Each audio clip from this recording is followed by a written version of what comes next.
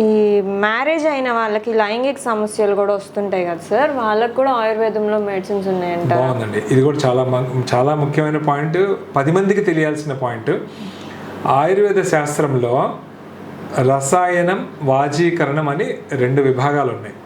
రసాయనం, వాజీకరణం. యద్ జరా వ్యాధి నివారణం తద్ రసాయనం.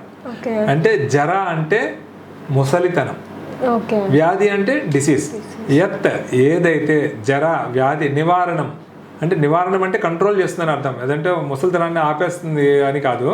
ముసలితనంలో వచ్చేటటువంటి బాధల నుంచి నిన్ను ఇబ్బంది పడకుండా చేయటం, అలాగే నీ వ్యాధులు వచ్చినప్పుడు చికిత్స చేసేట్టుగా ఉండేటటువంటి దాన్ని రసాయన ఔషధాలు అంటారు అనమాట. రసాయనం అంటే ఇక్కడ కెమికల్స్ అని కాదు మీనింగ్, అంటే మన శరీరాన్ని నిలిపి ఉంచేది రసాయనం అంటారనమాట. సో దాంట్లో ఇప్పుడు అశ్వగంధ రసాయనం, ఆమలకి అంటే ఉసిరికాయ, ఇలాంటివన్నీ ఉన్నాయి. అలాగే వాజీకరణ చికిత్సలు అని చెప్పింది ఆయుర్వేద శాస్త్రం సెపరేట్గా. వాజీకరణ చికిత్సలు అంటే ఈ మన సంభోగం సంబంధించి, అంటే మన మైథునం చేసేటప్పుడు వచ్చేటటువంటి ఇబ్బందులు, అదే మీరు ఇందాక అన్నట్టు లైంగిక సంబంధించినటువంటి ఇబ్బందులకి చికిత్సలు చెప్పిందనమాట. ఎందుకంటే కొంతమంది మగవాళ్ళకి వాళ్ళు సెక్స్ చేయలేకపోవచ్చు, సెక్స్ చేయగలిగిన పిల్లలు పుట్టకపోవచ్చు. ఎందుకంటే వీర్యంలో ఇబ్బందులు ఉంటాం. ఆయుర్వేద శాస్త్రంలో వీర్యాన్ని శుక్రం అంటుందన్నమాట. సో 7 ధాతువులు ఉంటాయి ఆయుర్వేదంలో.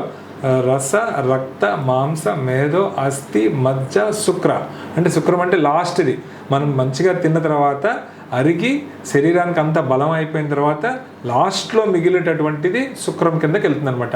అది మగవాళ్ళలో ఆడవాళ్ళలో ఇద్దరిలో ఉంటుంది. అంటే బలవర్ధకమైనటువంటి భాగాన్ని శుక్రం అంటాం. ఇక్కడ శుక్రం అంటే సెమెన్ అని కాదు అర్థం. సో వీటి ఇబ్బందులు ఉన్నప్పుడు ఆడవాళ్ళకి నెలసర్లు సరిగ్గా రావు, వాళ్ళకి వచ్చిన పిల్లలు పుట్టేటటువంటి శక్తి, అంటే పిల్లల్ని కలిగించేటటువంటి సామర్థ్యం గర్భసంచిలోనూ ఆ అండాల్లోనూ లేకపోవచ్చు అనమాట. అలాగే మగవాళ్ళలో ఈ వీర్యంలో ఇబ్బందులు వస్తాయి. అంటే వీర్యం అంటే శుక్రక్షీణత, అంటే కౌంట్ తగ్గిపోవటం, లేదా శుక్రంలో ఇన్ఫెక్షన్స్, మేము కుణపగంధి అంటాం, అంటే దాంట్లో చీము అలాంటివి కొన్ని వస్తాయి. అలాగే కొన్ని కారణాలు వేరే వాటితో కూడా వాళ్ళకి ఇబ్బందులు వస్తుంటాయి. అలాగే నరాల ఇబ్బందితో కూడా అంగస్తంభన వాళ్ళకి సరిగ్గా లేకపోవటం, ఇలాంటివన్నీ ఉంటాయి. అలాగే వీర్యం క్షీణించిన కొంతమందికి కొన్ని అలవాట్ల వల్ల వీర్యం క్షీణించి ఇంకా ఇబ్బందులు వస్తాయి.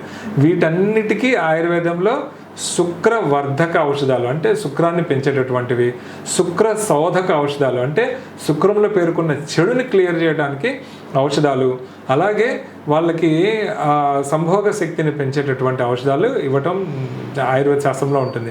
దీనికి పంచకర్మ చికిత్సలు అనేవి ఎక్కువగా చేస్తాం మేము. ఇది ఆయుర్వేద వైద్యంలో ఉంది అనడానికి నిరూపణ ఏంటంటే, ఆయుర్వేద వైద్యం చాలా పురాతనమైనది, ఎప్పటి నుంచో ఉన్నది, భారతదేశం మూలాలు.